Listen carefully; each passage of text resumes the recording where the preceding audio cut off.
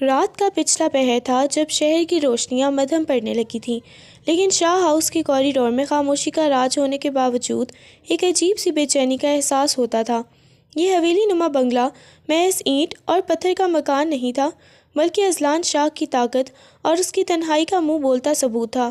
کمرے میں اندھیرا تھا، صرف بالکنی سے آتی چاند کی مدھم روشنی فرش پر پڑ رہی تھی۔ اذلان شاہ جو بازوؤں کو سینے پر باندھے کھڑکی کے پاس کھڑا باہر کے سناٹے کو گھور رہا تھا، کسی مجسمے سے کم نہیں لگ رہا تھا۔ 6 فٹ سے نکلتا قد، چوڑے شانے اور چہرے پر ایک ایسی سنجیدگی جیسے مسکراہٹ سے اس کا کبھی واسطہ ہی نہ رہا ہو۔ اس نے ہاتھ میں پکڑا ہوا سگریٹ لبوں سے لگایا، دھوئیں کا ایک لمبا مرغلہ فضا میں بلند ہوا اور اس کی گہری بھوری آنکھوں میں موجود تھکن کو چھپانے کی ناکام کوشش کرنے لگا۔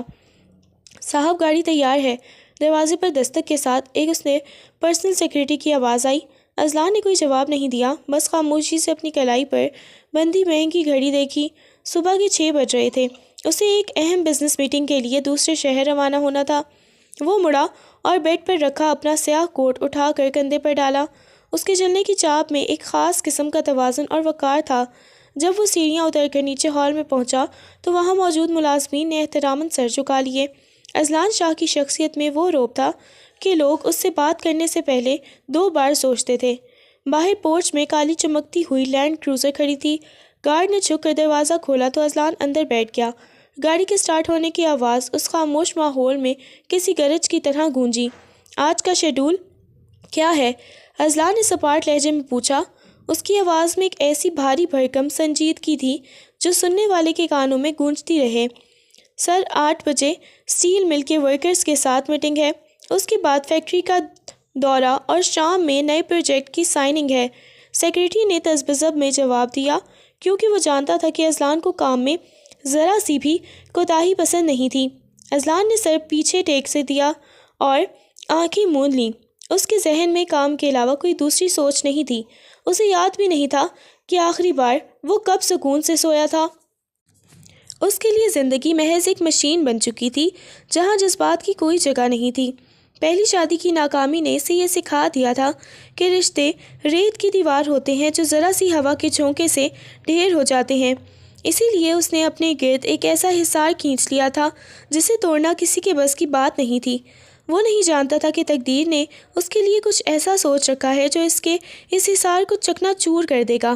دور کہیں افق پر سپیدہ سحر نمودار ہو رہا تھا اور اسی روشنی کے ساتھ ایک نیا طوفان اس کی زندگی کی طرف بڑھ رہا تھا جس کا نام حیا تھا۔ اذلان شاہ کی گاڑی فیکٹری کے آہنی گیٹ سے اندر داخل ہوئی تو وہاں پہلے سے موجود سیکیورٹی گارڈز نے مستعد ہو کر سلام کیا۔ فیکٹری کا ماحول مشینوں کی شور سے گونج رہا تھا، لیکن جیسے ہی اذلان نے اپنی گاڑی سے قدم باہر نکالا، ایک عجیب سا سکون اور رعب پورے ایریا میں پھیل گیا۔ اس نے سیاہ سن گلاسز اتارے اور ایک گہری نظر اپنے سامنے پھیلی ہوئی سلطنت پر ڈالی۔ یہ سب اس کی دن رات کی محنت کا نتیجہ تھا، مگر اس کی کامیابی کے پیچھے ایک ہی ایسا انسان چھپا تھا جو اندر سے بالکل خالی ہو چکا تھا۔ اس کا مینیجر رشید فائلیں تھامے تیزی سے اس کی طرف بڑھا۔ سر، یونین کے کچھ لوگ ہڑتال کی دھمکی دے رہے ہیں۔ ان کا کہنا ہے کہ کام کے گھنٹے کم کیے جائیں۔ اذلان کے قدم نہیں رکے، وہ اپنی مخصوص وقار کے ساتھ آفس کی طرف بڑھتا رہا۔ رشید صاحب، میں نے اس کمپنی کو خون پسینے سے سینچا ہے۔ یہاں کام میری شرطوں پر ہوتا ہے۔ جو ہڑتال کرنا چاہتا ہے اسے کہیں اپنا حساب کرے اور ابھی یہاں سے نکل جائے۔ میری لخت میں دھمکی نام کا کوئی لفظ نہیں ہے۔ اس کی آواز میں وہ کاٹ تھی کہ مینیجر کو مزید کچھ کہنے کی ہمت نہ ہوئی۔ اذلان شاہ ایسے ہی تھا، وہ اصولوں کا پکا اور مزاج کا شخص تھا۔ اس کے لیے جذبات سے زیادہ نتائج اہم تھے۔ دوسری طرف اسی شہر کے ایک مضافاتی علاقے کی تنگ گلیوں میں زندگی کے جدوجہد ایک الگ ہی رنگ میں جاری تھی۔ حیا جو اپنی پرانی سی چادر کو ڈھنگ سے اوڑھے تیز قدموں سے بس اسٹاپ کی طرف جا رہی تھی، اس وقت شدید پریشانی میں تھی۔ اس کے والد جو اذلان شاہ کی پرانی فیکٹری میں فورمین تھے، پچھلے کئی دنوں سے بستر علالت پر تھے۔ گھر میں دوا کے پیسے ختم ہو رہے تھے اور آج اسے اپنی ٹیوشن کی فیس وصول کرنی تھی تاکہ وہ شام کا چولہا جلا سکے۔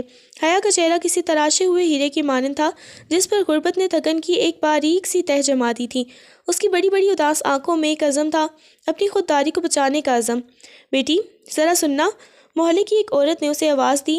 تیرے تایا آئے تھے گھر، کہہ رہے تھے کہ اگر حیا مان جائے تو وہ اپنے بیٹے سے اس کا نکاح کروا دیں گے، سب تنگی ختم ہو جائے گی۔ حیا کے قدم لمحہ بھر کو رکے۔ اس نے مڑ کر اس عورت کو دیکھا۔ اس کی آنکھوں میں غصہ نہیں بلکہ ایک کرب تھا۔ خالہ، ان سے کہہ دیجیے گا کہ حیا بھوکی سو سکتی ہے مگر اپنا سودا نہیں کرے گی۔ میرے دایا کو میری فکر نہیں ہے، میرے باپ کی چھوٹی سی زمین پر نظر ہے۔ وہ بغیر جواب کا انتظار کیے آگے بڑھ گئی۔ اسے معلوم تھا کہ دنیا اس جیسی اکلوتی لڑکیوں کے لیے کتنی بے رحم ہے۔ دوپہر کے وقت اذلان شاہ اپنی میٹنگز کے سے فارغ ہو کر ایک ریستوران پہ بیٹھا کافی پی رہا تھا۔ اسے اپنی دادا شاہ عالم کی کال آئی۔ پورے خاندان میں اگر وہ کسی کی عزت کرتا تھا تو وہ صرف اپنے دادا تھے۔ جی دادا جان۔ اذلان کا لہجہ ایک دم سے نرم ہو گیا۔ اذلان بیٹا، تم کہاں ہو؟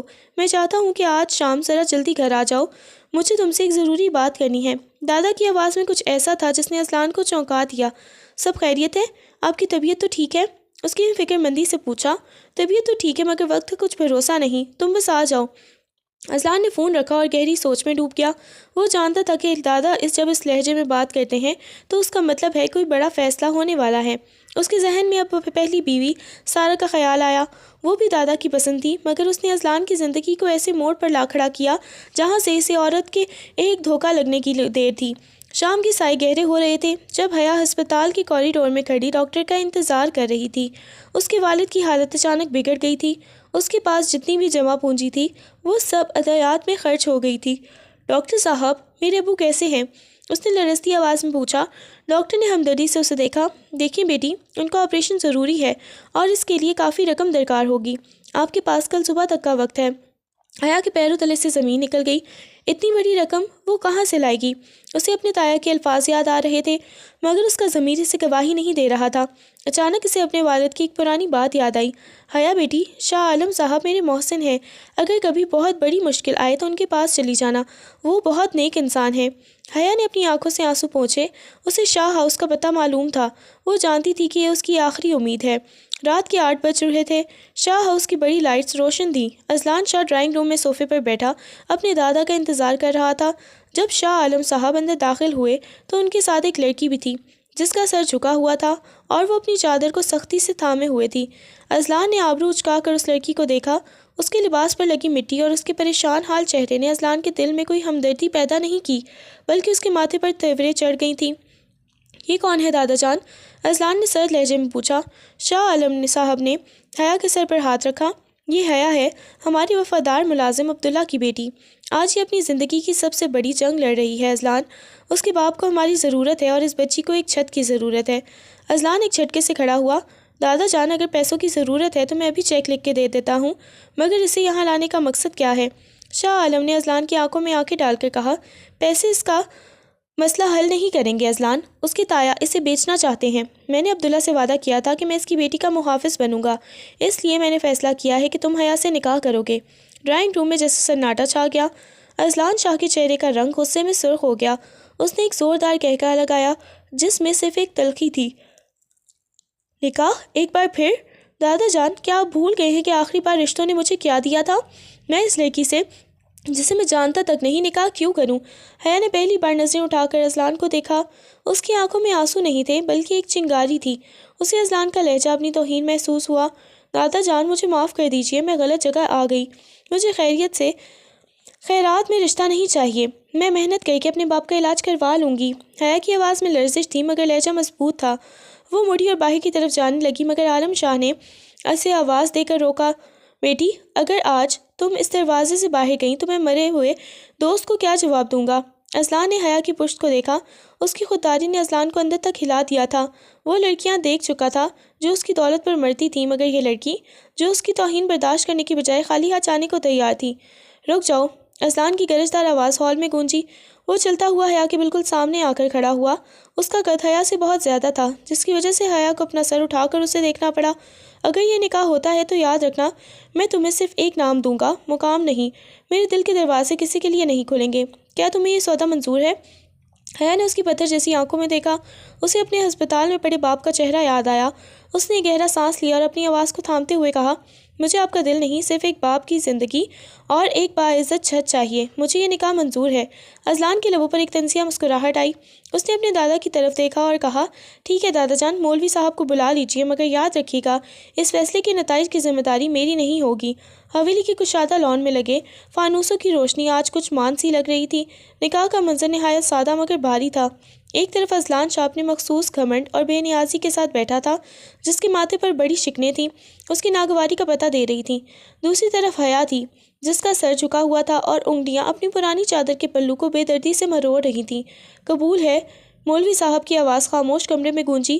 حیا کا دل زور سے دھڑک رہا تھا، اسے محسوس ہو رہا تھا جیسے وہ اپنی زندگی کا سودا کر رہی ہو۔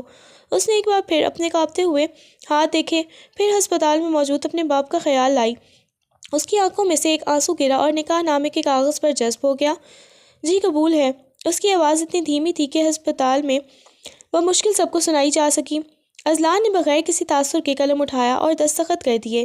اس کے لیے یہ کاغذ کا ایک ٹکڑا تھا جس نے اسے ایک ایسی ذمہ داری میں جکڑ دیا تھا جس سے وہ کبھی نہیں چاہتا تھا۔ نکاح کے فوراً بعد اذلان ایک لمحہ بھی وہاں نہیں رکا۔ وہ کرسی چھوڑ کر اٹھ کھڑا ہوا اور اپنے کمرے کی طرف بڑھ گیا۔ شاہ عالم صاحب نے ایک لمبا سانس لیا۔ وہ جانتے تھے کہ انہوں نے دو متضاد شخصیتوں کو ایک بندھن میں باندھ دیا ہے، مگر انہیں امید تھی کہ حیا کی سادگی اذلان کے اندر کے طوفان کو تھام لے گی۔ بیٹی، ہمت نہ ہارنا، اذلان برا نہیں ہے، بس زندگی کے تلخ تجربات نے اسے ایسا بنا دیا ہے، انہوں نے حیا کے سر پر ہاتھ رکھتے ہوئے کہا۔ حیا نے جواب میں صرف سر جھکا لیا، اس کے پاس کہنے کو کچھ تھا ہی نہیں۔ رات کے 2 بج رہے تھے۔ حیا کو حویلی کے کونے میں واقع ایک پرتعیش کمرے میں ٹھہرایا گیا تھا۔ یہ کمرہ اذلان کے کمرے کے بالکل سامنے تھا۔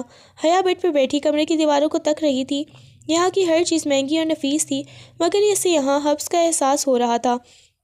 اس نے اٹھ کر بیلکنی کا دروازہ کھولا تو ٹھنڈی ہوا نے اس کے چہرے کو چھوا۔ اچانک اسے سامنے والی بیلکنی میں کوئی سایہ نظر آیا۔ وہ اذلان تھا۔ وہ ہاتھ میں گلاس تھامے ریلنگ سے ٹیک لگائے کھڑا تھا۔ چاند کی روشنی میں اس کا چہرہ مزید سخت اور پراسرار لگ رہا تھا۔ حیا نے پیچھے ہٹنا چاہا مگر اذلان کی نظر اس پر پڑ چکی تھی۔ تم ابھی تک جاگ رہی ہو؟ اس کی آواز میں وہی کاٹ تھی۔ حیا ٹھٹک کر رک گئی۔ جی، نیند نہیں آ رہی تھی۔ اذلان نے ایک طنزیہ مسکراہٹ کے ساتھ اس کی طرف دیکھا۔ اس محل کی چکا چوند دیکھ کر نیند اڑ گئی ہوگی۔ اکثر لوگوں کے ساتھ ایسا ہی ہوتا ہے، وہ باہر سے یہاں آنے کے خواب دیکھتے ہیں، مگر جب اندر آ جاتے ہیں تو انہیں پتہ چلتا ہے کہ یہاں صرف دیواریں ہیں، گھر نہیں۔ میں یہاں اپنی مرضی سے نہیں آئی، حیا نے ہمت جمع کر کے جواب دیا، اور نہ ہی مجھے آپ کی دولت سے کوئی غرض ہے۔ میرے لیے میرا باپ پوری کائنات ہے اور ان کی زندگی کے لیے میں نے یہ فیصلہ کیا ہے۔ اذلان نے گلاس میز پر رکھا اور چند قدم چل کر اس کے قریب آیا۔ ان کے درمیان صرف بیلکنی کی ریلنگ کا فاصلہ تھا۔ خوبصورت الفاظ ہیں، اس نے دھیمے مگر خطرناک لہجے میں کہا، مگر میں نے ایسی بہت سی معصوم لڑکیاں دیکھی ہیں جو شروع میں یہی کہتی ہیں، یاد رکھنا حیا، میں تمہیں وہ سب دوں گا جو ایک بیوی کا حق ہوتا ہے، پیسہ، لباس، چھت، مگر مجھ سے محبت یا توجہ کی امید مت رکھنا۔ میں اس قابل نہیں رہا کہ کسی کو اپنا سکوں۔ حیا نے اس کی آنکھوں میں دیکھا۔ وہاں واقعی ایک ویرانی تھی، ایک ایسی چوٹ کا نشان تھا جو شاید ابھی تک تازہ تھا۔ آپ کو غلط فہمی ہوئی ہے اذلان شاہ صاحب، حیا نے 2 ٹوک لہجے میں کہا۔ محنت کش کی بیٹی ہوں، خیرات مانگنے کی عادت نہیں ہے، آپ اپنی توجہ اپنے پاس ہی رکھیے، مجھے صرف اتنی عزت چاہیے کہ میں یہاں اپنے باپ کا سر اونچا رکھ سکوں۔ یہ کہہ کر وہ مڑی اور کمرے کا دروازہ بند کر دیا۔ اذلان وہیں کھڑا رہ گیا۔ اس نے پہلی بار کسی لڑکی کے لہجے میں اتنی خودداری اور بے نیازی دیکھی تھی۔ اسے غصہ آنا چاہیے تھا، مگر نہ جانے کیوں اسے حیا کی اس بات نے خاموش کروا دیا تھا۔ اگلی صبح حویلی میں ایک نیا ہنگامہ منتظر تھا۔ اذلان کی خالہ نصرت بیگم اپنی بیٹی زویا کے ساتھ ناشتے کی میز پر براجمان تھی۔ زویا ہمیشہ سے اذلان سے شادی کے خواب دیکھ رہی تھی، اور حیا کی اچانک آمد نے ان دونوں ماں بیٹی کے تن بدن میں آگ لگا دی تھی۔ ماموں جان، یہ آپ نے کیا کیا؟ نصرت بیگم نے شاہ عالم صاحب سے گلہ کیا۔ ایک معمولی ملازم کی بیٹی کو اس گھر کی بہو بنا دیا، لوگ کیا کہیں گے؟ شاہ عالم صاحب نے پرسکون انداز میں چائے کا سپ لیا۔ لوگ وہ کہیں گے جو میں انہیں کہوں گا۔ حیا اب اس گھر کی عزت ہے اور میں امید کرتا ہوں کہ آپ لوگ اس بات کا خیال رکھیں گے۔ اسی لمحے حیا سیڑھیاں اتر کر نیچے آئی۔ اس نے ایک سادہ سا سفید سوٹ پہن رکھا تھا، مگر اس کی قدرتی خوبصورتی کسی زیور کی محتاج نہیں تھی۔ جیسے ہی وہ ڈائننگ ہال میں داخل ہوئی، زویا نے اسے حقارت سے دیکھا۔ اوہ، تو یہ ہے وہ بیچاری جس نے ایک رات میں تقدیر بدل لی، زویا نے طنز کیا۔ حیا خاموش رہی، وہ جانتی تھی کہ اسے یہاں قدم قدم پر ایسی باتوں کا سامنا کرنا پڑے گا۔ وہ خاموشی سے ایک طرف کھڑی ہو گئی۔ بیٹھو حیا، یہ تمہارا اپنا گھر ہے، شاہ عالم نے شفقت سے کہا۔ اذلان بھی اسی وقت وہاں پہنچا تھا۔ اس نے حیا کو دیکھا اور پھر زویا کے طنزیہ چہرے کو۔ اسے زویا کی باتیں پسند نہیں تھیں، مگر وہ حیا کا دفاع بھی نہیں کرنا چاہتا تھا۔ وہ خاموشی سے اپنی کرسی پر بیٹھ گیا اور اخبار کھول لیا۔ اذلان، دیکھو تو تمہاری دلہن کتنی سادہ ہے، کم از کم اسے کچھ ڈھنگ کے کپڑے تو دلوا دو۔ کہیں باہر لے جاؤ گے تو لوگ اسے تمہاری ملازمہ ہی سمجھیں گے۔ نصرت بیگم نے ایک اور تیر چلایا۔ اذلان نے اخبار نیچے کیا اور اپنی سرد نظریں اپنی خالہ پر جمائیں۔ خالہ جان، حیا میری بیوی ہے اور وہ کیا پہنتی ہے، کیا کسی دکھتی ہے، یہ میرا مسئلہ ہے، آپ کو اس کی فکر کرنے کی ضرورت نہیں ہے۔ میز پر سناٹا چھا گیا۔ حیا نے چونک کر اذلان کو دیکھا، اسے امید نہیں تھی کہ وہ اس کے حق میں بولے گا۔ اذلان نے حیا کی طرف دیکھا بھی نہیں، ناشتہ ادھورا چھوڑا اور اٹھ کر چلا گیا۔ شام کے وقت حیا ہسپتال جانے کے لیے تیار ہو رہی تھی کہ اسے ملازمہ نے بتایا کہ اذلان صاحب اسے اپنی اسٹڈی روم میں بٹھا رہے ہیں۔ جب وہ اسٹڈی روم میں داخل ہوئی تو وہاں کتابوں کی ایک بڑی تعداد اور کام کا دباؤ صاف محسوس ہو رہا تھا۔ اذلان ایک بڑی میز کے پیچھے بیٹھا کسی فائل کا مطالعہ کر رہا تھا۔ آپ نے بلایا؟ حیا نے دروازے پر کھڑے ہو کر پوچھا۔ اذلان نے سر اٹھایا اور ایک لفافہ اس کی طرف بڑھایا۔ یہ کارڈ ہے، اس میں تمہاری ضرورت کے مطابق رقم موجود ہے، تمہیں جو کچھ چاہیے خود خرید لینا۔ مجھے نہیں پسند کہ میرے گھر میں کوئی کسی کے طنز کا نشانہ بنے۔ حیا نے کارڈ کی طرف دیکھا اور پھر اذلان کی طرف۔ شکریہ، مگر میرے پاس میرے والد کی بچت موجود ہے، مجھے اس کی ضرورت نہیں۔ اذلان کے ماتھے پر بل پڑے۔ تمہاری یہ انا تمہارے لیے مشکلات پیدا کرے گی حیا، تم اب شاہ ہاؤس کی بہو ہو، یہاں ہر چیز ایک معیار کے مطابق ہوتی ہے، اسے رکھو اور بحث مت کرو۔ حیا نے لفافہ اٹھایا مگر اسے میز پر واپس رکھ دیا۔ معیار لباس سے نہیں کردار سے ہوتا ہے، اگر آپ کو میری سادگی سے شرمندگی ہوتی ہے تو مجھے کمرے تک محدود رہنے دیں، میں باہر نہیں آؤں گی، مگر میں آپ کے پیسوں سے اپنی شخصیت نہیں بدلوں گی۔ وہ مڑی اور باہر نکل گئی۔ اذلان شاہ ساکت کھڑا رہ گیا۔ اسے اپنی زندگی میں پہلی بار کسی نے اتنے سکون سے رد کیا تھا۔ اسے محسوس ہوا کہ حیا وہ لڑکی نہیں ہے جسے وہ اپنی دولت یا روب سے دبا سکے گا۔ وہ جتنا اسے خود سے دور دھکیلنا چاہتا تھا، اس کی خودداری اسے اتنا ہی اذلان کی سوچوں کے قریب لا رہی تھی۔ اذلان شاہ اسٹڈی روم میں اکیلا رہ گیا۔ میز پر پڑا وہ لفافہ اب اسے اپنی شکست کا اشتہار لگ رہا تھا۔ اس نے غصے سے فائل بند کی اور کرسی کی پشت سے سر ٹکا دیا۔ اس کے کانوں میں حیا کے وہ الفاظ ہتھوڑوں کی طرح بج رہے تھے۔ معیار لباس سے نہیں کردار سے ہوتا ہے۔ کردار؟ اس نے طنزیہ طور پر دہرایا۔ دیکھتے ہیں یہ کردار کتنی دیر میرا مقابلہ کرتا ہے۔ اگلے چند دن حویلی میں ایک عجیب سی خاموشی کے ساتھ گزرے۔ حیا نے خود کو ایک کمرے تک محدود کر لیا تھا۔ وہ صرف تب باہر نکلتی تھی جب اسے ہسپتال جانا ہوتا تھا یا شاہ عالم صاحب اسے کھانے کے لیے بلواتے۔ اذلان نے محسوس کیا کہ حیا اس سے ایسے بچ رہی ہے جیسے وہ کوئی وبائی مرض ہو۔ اس بات نے اذلان کو انا کو مزید ٹھیس پہنچائی، کیونکہ وہ ان مردوں میں سے تھا جن کی گرد عورتیں توجہ پانے کے لیے گھومتی تھیں۔ ایک شام جب آسمان سیاہ بادلوں سے گھرا ہوا تھا اور بوندیں گرنا شروع ہو چکی تھیں، اذلان اپنے کمرے کی بیلکنی میں کھڑا تھا۔ اس کی نظر حویلی کے مرکزی گیٹ پر پڑی جہاں حیا ٹیکسی سے اتر رہی تھی۔ اس کے کپڑے بارش میں بھیگ چکے تھے اور وہ کانپ رہی تھی۔ اذلان نے دیکھا کہ وہ سیدھی حویلی کے کچن کی طرف گئی تاکہ ملازمین کے لیے پریشانی نہ بنے، اور خاموشی سے پچھلے راستے سے اپنے کمرے میں چلی گئی۔ نہ جانے کیوں اذلان کے قدم خود بخود اس کے کمرے کی طرف بڑھ گئے۔ اس نے بغیر دستک دیے دروازہ کھولا۔ حیا اس وقت آئینے کے سامنے کھڑی اپنے گیلے بال خشک کر رہی تھی۔ اچانک اذلان کو دیکھ کر وہ اچھل پڑی اور جلدی سے چادر اپنے گرد لپیٹ لی۔ آپ یہاں کیا کر رہے ہیں؟ اس کی آواز میں گھبراہٹ تھی۔ اذلان نے اسے سر سے پاؤں تک دیکھا۔ وہ بھیگی ہوئی حالت میں مزید معصوم اور دلکش لگ رہی تھی، مگر اذلان نے اپنے تاثرات کو سخت رکھا۔ یہ میرا گھر ہے، میں جہاں چاہوں جا سکتا ہوں، اس نے سرد لہجے میں کہا۔ اور یہ کیا تماشا ہے؟ شاہ ہاؤس کی بہو ٹیکسیوں میں گھوم رہی ہے، اگر میڈیا یا بزنس سرکل میں کسی کو پتہ چلا تو میری ساکھ کا کیا ہوگا؟ حیا نے گہرا سانس لیا اور بال چھٹکتے ہوئے اس کی طرف دیکھا۔ آپ کی ساکھ اتنی کمزور ہے کہ ایک لڑکی کی ٹیکسی میں سفر کرنے سے ٹوٹ جائے گی؟ میں نے آپ سے پہلے ہی کہا تھا مجھے آپ کا پیسہ نہیں چاہیے، میرے پاس اتنے پیسے تھے کہ میں ہسپتال جا سکوں۔ اذلان اس کے قریب آیا، اتنا قریب کہ حیا کو اس کے مہنگے پرفیوم کی خوشبو محسوس ہونے لگی۔ بحث کرنا چھوڑ دو حیا، کل سے میری ایک گاڑی اور ڈرائیور تمہاری ڈیوٹی پر ہوں گے، تم کہیں بھی جاؤ گی اسی گاڑی میں جاؤ گی، یہ میرا حکم ہے، درخواست نہیں، اور اگر میں نہ مانوں تو؟ حیا نے آنکھوں میں آنکھیں ڈال کر پوچھا۔ اذلان کے لبوں پر ایک خطرناک مسکراہٹ آئی۔ تو پھر تمہارے باپ کا ہسپتال کا بل رک سکتا ہے، یاد رکھو میں جتنا اچھا دے سکتا ہوں اتنا ہی چھیننا بھی جانتا ہوں۔ حیا کی آنکھوں میں آنسو آ گئے، مگر اس نے انہیں گرنے نہیں دیا۔ آپ بہت گرے ہوئے انسان ہیں اذلان شاہ، کسی کی مجبوری کا فائدہ اٹھانا مردانگی نہیں ہوتی، مردانگی کی تعریفیں میں تم سے نہیں سیکھوں گا۔ اذلان نے مڑتے ہوئے کہا، تیار رہنا، کل رات میرے ایک دوست کی پارٹی ہے، تمہیں میرے ساتھ چلنا ہوگا۔ اگلی رات شاہ ہاؤس کے بڑے ہال میں تناؤ کا سما تھا۔ اذلان شاہ سیاہ 3 پیس سوٹ میں ملبوس غضب کا قہر ڈھا رہا تھا۔ وہ بار بار اپنی گھڑی دیکھ رہا تھا۔ اسے یقین تھا کہ حیا اس کی بات نہیں مانے گی یا پھر جان بوجھ کر دیر کرے گی، لیکن جب حیا سیڑھیوں کے اوپر نمودار ہوئی تو اذلان کی نظریں وہیں جم گئیں۔ اس نے گہرے نیلے رنگ کا ایک سادہ مگر نفیس ریشمی لباس پہن رکھا تھا جو شاہ عالم صاحب نے اسے تحفے میں دیا تھا۔ بالوں کا جوڑا بنایا ہوا تھا اور چہرے پر معمولی سا میک اپ تھا، مگر اس کی قدرتی رنگت اس مدھم روشنی میں چمک رہی تھی۔ اذلان نے ایک لمحے کے لیے پلکیں جھپکنا بھلا دیا۔ وہ واقعی شاہ ہاؤس کی ملکہ لگ رہی تھی، مگر اپنی عادت سے مجبور اس نے فوراً اپنے چہرے پر بیزاری سجا لی۔ دیر کر دی تم نے، اس نے مختصر کہا۔ حیا خاموشی سے اس کے پیچھے چل دی۔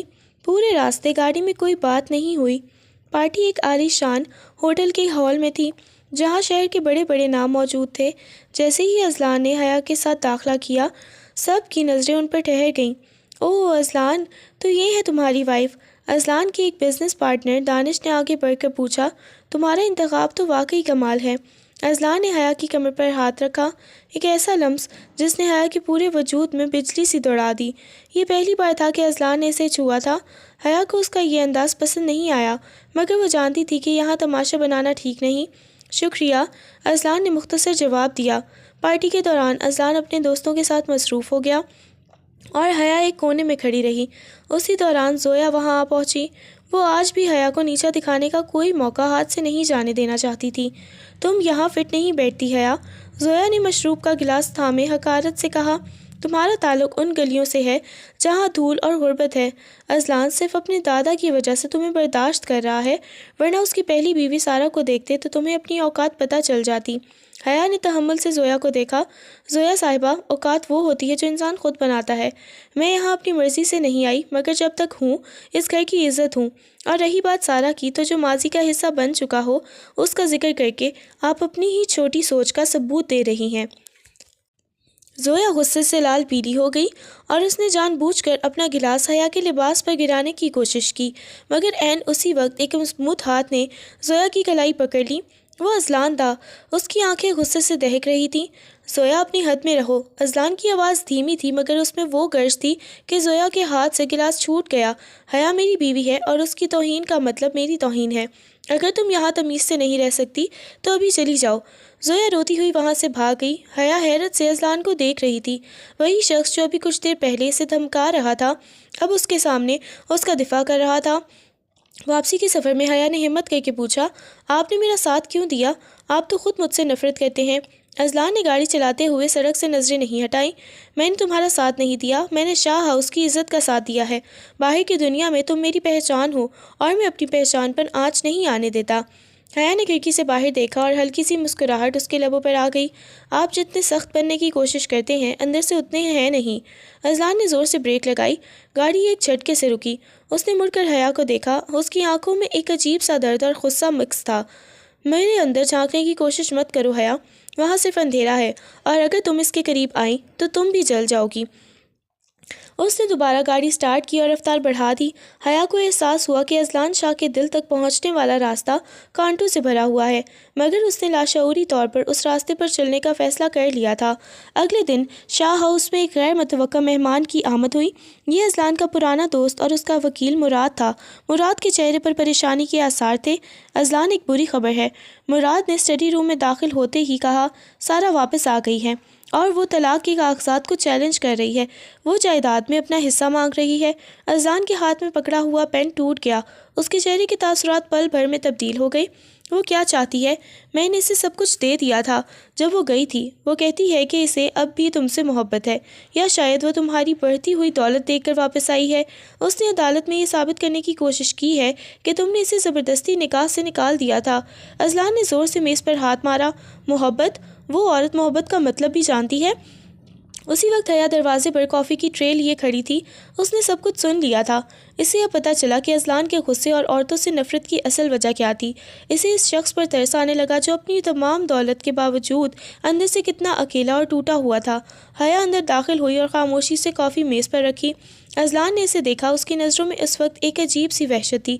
تم نے سن لیا؟ اس نے گرج کر پوچھا۔ تمہاری صنف کی ایک اور مثال۔ دیکھ لیا کتنی مطلب پرست ہوتی ہیں عورتیں۔ حیا نے ڈرنے کی بجائے پرسکون لہجے میں جواب دیا، ایک انسان کی غلطی کی سزا پوری دنیا کو نہیں جیت جاتی۔ اذلان صاحب، اگر وہ واپس آئی ہے تو اس کا مقابلہ کریں، اپنی زندگی کو مزید تلخ نہ بنائیں۔ اذلان نے اسے بازو سے پکڑ کر اپنی طرف کھینچا۔ تم کیا جانو مقابلہ کرنا، تم تو خود ایک سودا کر کے یہاں آئی ہو۔ حیا کی آنکھوں میں آنسو آ گئے مگر اس نے نظریں نہیں جھکائیں۔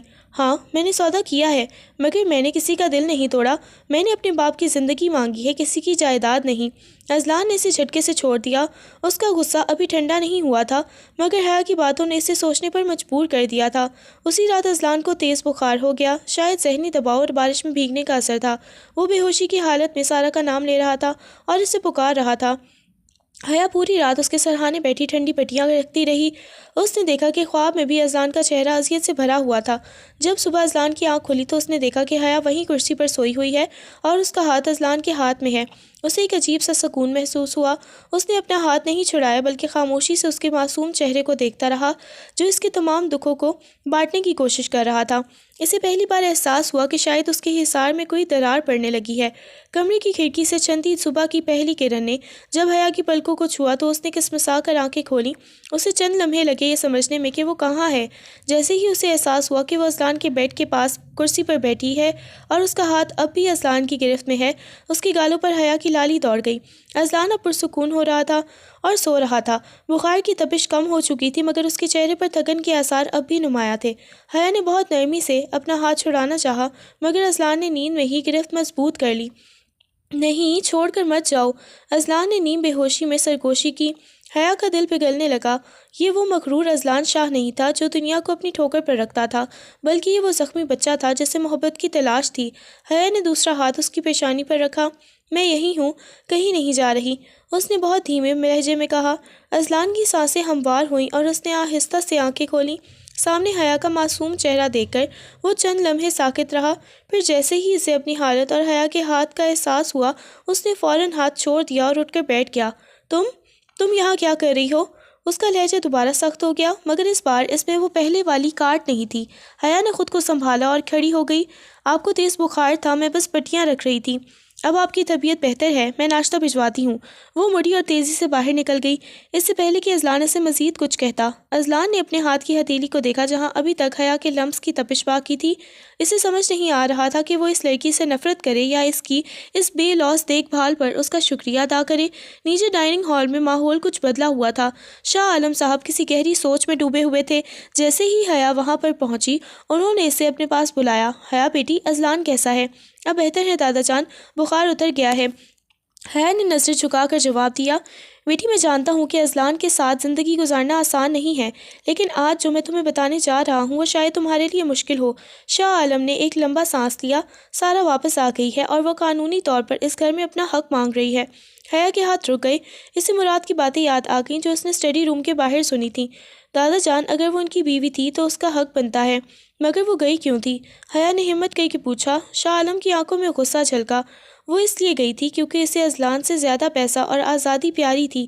اس نے اذلان کو ایک ایسے موڑ پر چھوڑا تھا جب اسے سب سے زیادہ ضرورت تھی، اور اب جب وہ دیکھ رہی ہے کہ اذلان کی سلطنت مزید بڑھ گئی ہے وہ دوبارہ حصہ مانگنے آ گئی ہے۔ اسی وقت حویلی کے بڑے دروازے پر ایک گاڑی آ کر رکی۔ ایک جدید لباس میں ملبوس پر اعتماد عورت اندر داخل ہوئی۔ اس کی آنکھوں میں تکبر اور ہونٹوں پر ایک فاتحانہ مسکراہٹ تھی۔ یہ سارا تھی۔ ہیلو ڈیئر گرینڈ فادر، سارا نے اونچی آواز میں کہا۔ شاہ عالم خاموش رہے۔ سارا کی نظر حیا پر پڑی جو سادگی کے باوجود اپنی خوبصورتی میں بے مثال لگ رہی تھی۔ اوہو، تو یہ ہے وہ نیو ایڈمیشن۔ سارا نے حیا کو حقارت سے دیکھا۔ اذلان کا ذوق اتنا گر جائے گا میں نے سوچا نہیں تھا۔ تم شاید یہاں کی نئی ملازمہ ہو۔ حیا نے جواب دینے کے لیے لب کھولے ہی تھے کہ سیڑھیوں پر اذلان کی آواز گونجی۔ ملازمہ نہیں، وہ شاہ ہاؤس کی عزت اور میری بیوی ہے۔ اذلان سیڑھیاں اتر کر نیچے آ رہا تھا۔ اس کی آنکھوں میں سارا کے لیے صرف نفرت تھی، مگر اس نے حیا کے پاس آ کر کھڑے ہو کر سب کو حیران کر دیا۔ اس نے حیا کے کندھے پر ہاتھ رکھا جو حیا کے لیے ایک غیر متوقع سہارا تھا۔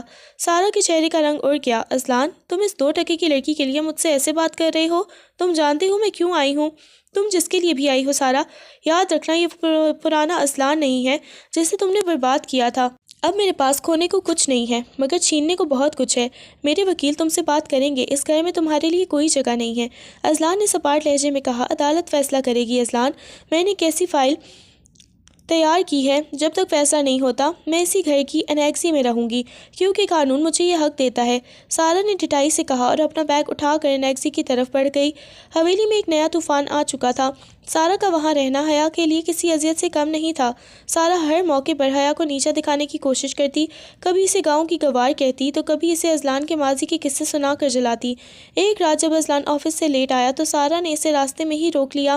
اذلان، تم اس لڑکی کے ساتھ خوش نہیں ہو سکتے، دیکھو اسے، نہ اسے بات کرنے کا ڈھنگ ہے، نہ تمہارے اسٹیٹس کا پتہ ہے، وہ تمہاری مجبوری ہو سکتی ہے، محبت نہیں۔ اذلان نے اسے دھکا دے کر پیچھے کیا۔ محبت؟ تم نے تو محبت کا جنازہ نکال دیا تھا، کم از کم حیا مخلص تو ہے، وہ تمہاری طرح ضمیر فروش نہیں ہے۔ اذلان اپنے کمرے میں داخل ہوا تو وہاں حیا نماز پڑھ کر فارغ ہوئی تھی۔ اس کے چہرے پر ایک عجیب سا نور تھا اور سکون تھا۔ اذلان اسے دیکھ کر رک گیا۔ تم تھکتی نہیں ہو؟ اس نے اچانک پوچھا۔ حیا نے سوالیہ نظروں سے اسے دیکھا۔ کس بات سے؟ اس سب سے، سارا کی باتوں سے، میری سختی سے، اور اب گھر کے ماحول سے۔ تم کیوں برداشت کرتی ہو یہ سب؟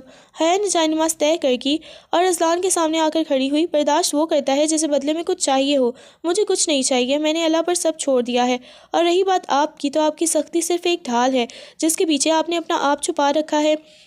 اذلان نے اس کی آنکھوں میں دیکھا۔ اسے پہلی بار محسوس ہوا کہ حیا اس سے پڑھ رہی ہے، وہ اس کی روح کے اندر جھانک رہی ہے۔ تم بہت عجیب ہو حیا، اس نے دھیمے لہجے میں کہا اور بلکنی کی طرف چلا گیا۔ اگلے دن حیا کے والد کی طبیعت اچانک بگڑ گئی۔ ہسپتال سے فون آتے ہی حیا کے ہوش اڑ گئے، وہ پاگلوں کی طرح بھاگی۔ اذلان اسی وقت لان میں تھا۔ اس نے حیا کو روتے ہوئے دیکھا تو فوراً اس کے پاس پہنچا۔ کیا ہوا حیا؟ ابو ہسپتال، وہ کہہ رہے ہیں کہ حالت نازک ہے۔ حیا ہچکیوں کے ساتھ رو رہی تھی۔ اذلان نے بغیر کچھ سوچے اسے گاڑی میں بٹھایا اور خود ڈرائیور کرنے لگا۔ پورے راستے اس نے ایک ہاتھ سے اسٹیئرنگ تھاما اور دوسرے ہاتھ سے حیا کا ہاتھ دبائے رکھا تھا تاکہ اسے حوصلہ ملے۔ یہ خاموش ہمدردی حیا کے لیے ہزار الفاظ سے بہتر تھی۔ ہسپتال پہنچ کر پتہ چلا کہ ان کا فوری آپریشن ہو رہا ہے۔ حیا آپریشن تھیٹر کے باہر فرش پر بیٹھ گئی۔ اذلان اس کے برابر میں بیٹھ گیا۔ کچھ نہیں ہوگا تمہارے والد کو حیا، میں نے بہترین ڈاکٹرز کو بلا لیا ہے۔ اذلان نے اسے تسلی دی۔ کئی گھنٹوں کے انتظار کے بعد ڈاکٹر باہر آئے۔ مبارک ہو، آپریشن کامیاب رہا، اب وہ خطرے سے باہر ہیں۔ حیا نے بے اختیار اذلان کا ہاتھ پکڑ لیا اور روتے ہوئے اس کا شکریہ ادا کیا۔ شکریہ، بہت شکریہ، اگر آپ نہ ہوتے تو میں شاید ہمت ہار جاتی۔ اذلان نے اس کی آنکھوں سے آنسو پونچھے۔ شکریہ کی کوئی ضرورت نہیں، یہ میرا فرض تھا۔ اس لمحے سارا وہاں پہنچ گئی۔ اس نے ان دونوں کو اتنے قریب دیکھا تو حسد کی آگ میں جل اٹھی۔ واہ اذلان، ہسپتال میں بھی رومانس، اور وہ بھی اس لڑکی کے ساتھ جس کا باپ ایک معمولی ملازم ہے۔ سارا نے طنز کیا۔ اذلان کھڑا ہوا اور سارا کے قریب گیا۔ سارا، ایک آخری بار وارننگ دے رہا ہوں، حیا کے بارے میں یا اس کے خاندان کے بارے میں ایک لفظ بھی نکالا تو میں بھول جاؤں گا کہ تم کبھی میری زندگی میں تھی۔ ابھی یہاں سے دفع ہو جاؤ۔ سارا اس کے غصے کو دیکھ کر سہم گئی اور وہاں سے چلی گئی۔ اذلان نے حیا کی طرف دیکھا جو اب مسکرا رہی تھی۔ اس کی مسکراہٹ نے اذلان کے دل میں برسوں سے جمی برف کو پگھلانا شروع کر دیا تھا۔ رات کو جب وہ گھر واپس آئے تو حیا نے اذلان کے لیے اپنے ہاتھ سے کھانا بنایا۔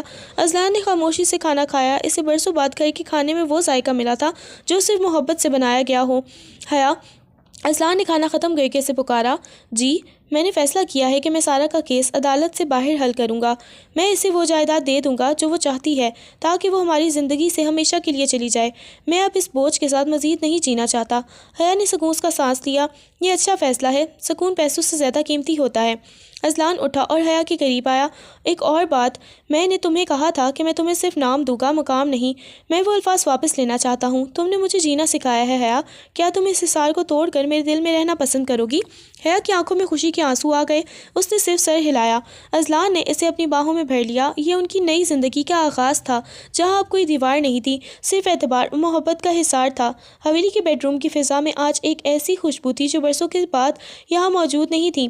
اذلان نے حیا کو اپنی باہوں میں ایسے بھر رکھا تھا جیسے وہ کوئی بہت ہی قیمتی شے ہو جسے وہ دوبارہ کھونے کا تصور بھی نہیں کر سکتا تھا۔ حیا کا سر اس کے سینے پر تھا اور وہ اذلان کے دل کی دھڑکنیں اپنے وجود پر محسوس کر رہی تھی۔ اذلان، حیا نے نہایت دھیمے لہجے میں پکارا۔ اذلان نے اس کی پیشانی پر اپنے لب رکھتے ہوئے جواب دیا۔ آپ نے واقعی ساروں کو سب کچھ دینے کا فیصلہ کر لیا ہے؟ وہ جائیداد، وہ پیسے، وہ سب آپ کی محنت ہے؟ حیا نے فکر مندی سے پوچھا۔ اذلان نے اس کا چہرہ اپنے دونوں ہاتھوں میں لیا اور اس کی آنکھوں میں دیکھتے ہوئے کہا، حیا، میں نے اس جائیداد کو بنانے کے لیے اپنی زندگی کے کئی سال لگا دیے، مگر بدلے میں مجھے صرف تنہائی اور کرواہٹ ملی۔ آج مجھے احساس ہوا کہ جس سکون کے لیے میں بھاگ رہا تھا وہ ان فائلوں یا نوٹوں میں نہیں بلکہ تمہاری ان آنکھوں میں ہے۔ سارا کو دولت چاہیے وہ لے لیں، میں اس کے نام کا ہر بوجھ اپنے کندھوں سے اتارنا چاہتا ہوں تاکہ میں مکمل طور پر تمہارا بن سکوں۔ حیا کی آنکھوں میں خوشی کی چمک اور ستائش تھی۔ آپ بہت بڑے انسان ہیں اذلان۔ اذلان کے لبوں پر ایک شرارتی مسکراہٹ آئی۔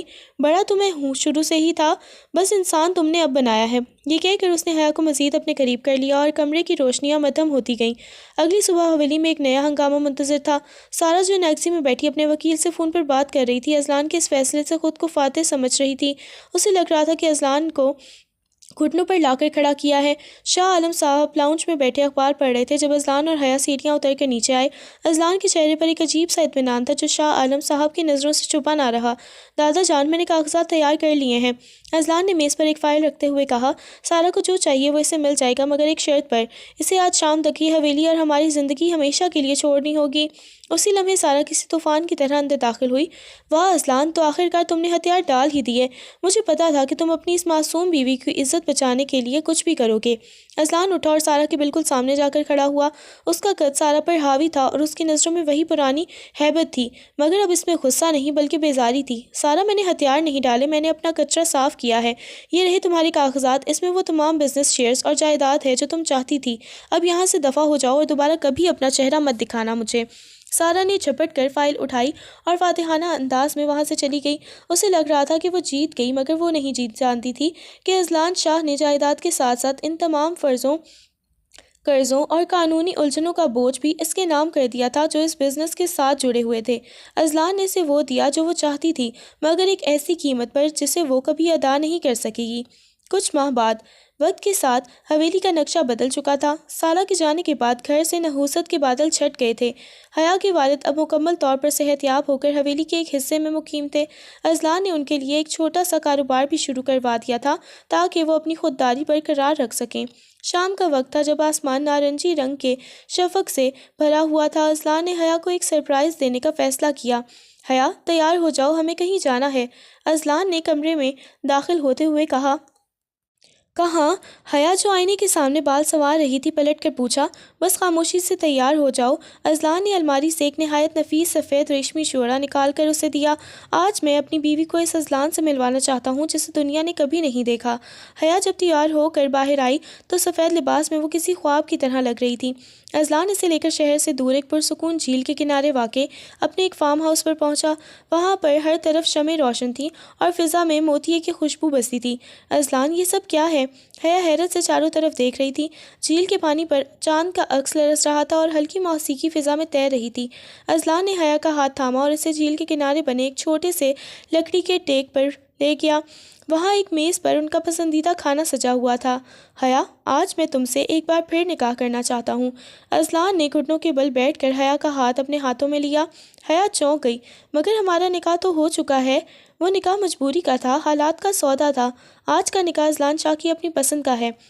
آج میں تمہیں اس لیے نہیں اپنا رہا کہ دادا جان کا حکم ہے، بلکہ اس لیے کہ تم میرے وجود کا حصہ بن گئی ہو۔ حیا، کیا تم اس مغرور اور بدتمیز اذلان شاہ کے ساتھ اپنی باقی زندگی گزارنا پسند کرو گی؟ حیا کی آنکھوں میں آنسو آ گئے۔ اس نے جھک کر اذلان کو اٹھایا اور اس کے سینے سے لگ گئی۔ میں تو آپ کو اسی دن سے اپنا لیا تھا جب آپ نے میرے باپ کے لیے اپنی انا قربان کی تھی۔ اذلان نے حیا کی کمر کے گرد ہاتھ ڈال کر اسے فضا میں گول گھمایا۔ حیا کے قہقہے جھیل کے سناٹے میں موسیقی کی طرح گونج رہے تھے۔ اس رات جھیل کے کنارے شمعوں کی روشنی میں ان دونوں نے ایک دوسرے سے وہ وعدے کیے جو لفظوں کے محتاج نہیں ہوتے۔ کھانے کے بعد وہ دونوں جھیل کے کنارے بچھی گھاس پر بیٹھ گئے۔ ٹھنڈی ہوا کے جھونکے حیا کی لٹوں سے کھیل رہے تھے۔ اذلان نے اپنا کوٹ اتار کر حیا کے شانوں پر ڈال دیا۔